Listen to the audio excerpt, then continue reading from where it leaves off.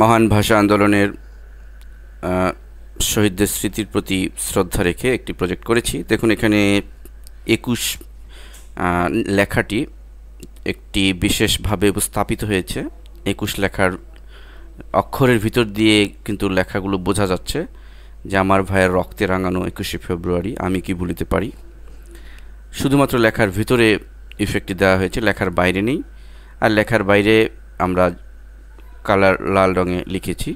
তো এই প্রজেক্টটি আমরা কিভাবে করব এটা এখন দেখব।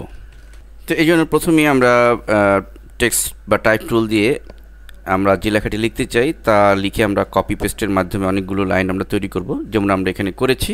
এরপর আমরা যে লেখাটির ভেতরে এই লেখাগুলো ঢুকিয়ে দিতে চাই সেই লেখাটি আমাদের লিখতে হবে। অর্থাৎ আমরা ২১ লেখাটি ঠিক বড় সাইজে লিখে ফেলব।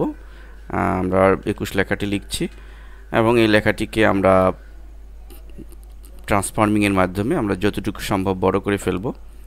দেন আমরা এটিকে ঠিক আমাদের যে লেখাগুলো আমরা এর ভিতরে ঢুকাতে চাই তার উপরে এনে এইভাবে রাখব। এরপর আমাদের যা করতে হবে যে টোটাল লেখাগুলো সহ আমাদের ২১ লেখাটি এভাবে সিলেক্ট করব। দেন আমরা চলে যাব অবজেক্ট মেনুতে এবং সেখানে রয়েছে ক্লিপিং মাস্ক।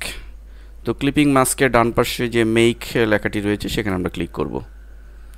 ফলে অলরেডি আমরা দেখতে পাচ্ছি যে আমাদের ২১ লেখার ভিতরে সমস্ত লেখাগুলো ঢুকে গিয়েছে এবং এটিকে আরও রিয়েলিস্টিক সুন্দর করার জন্য আমরা এটির ভিতরে একটি স্ট্রোক দিয়ে দিব। আমরা স্ট্রোক হাইলাইট করে এখানে একটি স্ট্রোকের কালার দিয়ে দিব। আমরা ব্ল্যাক কালারটি দিচ্ছি। ফলে আমরা দেখতে পাচ্ছি যে ২১ লেখাটি হাইলাইট হয়েছে এবং তার ভিতর দিয়ে আমরা যে লেখা লিখেছিলাম যে আমার ভাইয়ের রক্তে রাঙানো ২১শে ফেব্রুয়ারি, এবং এটিকে আমরা আবার ছোট করে ফেলবো এবং আমাদের প্রজেক্টের অনুরূপ করার জন্য এটিকে একটু রোটেট করে দিব, একটু ঘুরিয়ে দিব এভাবে। এবং আমরা এটিকে একটু ড্রপ শ্যাডো ইফেক্ট দেওয়ার মাধ্যমে আমরা ইফেক্ট মেনুতে চলে যাব এবং স্টাইলাইজ অ্যান্ড ড্রপ শ্যাডো এই ইফেক্টটি দেওয়ার মাধ্যমে আমরা আমাদের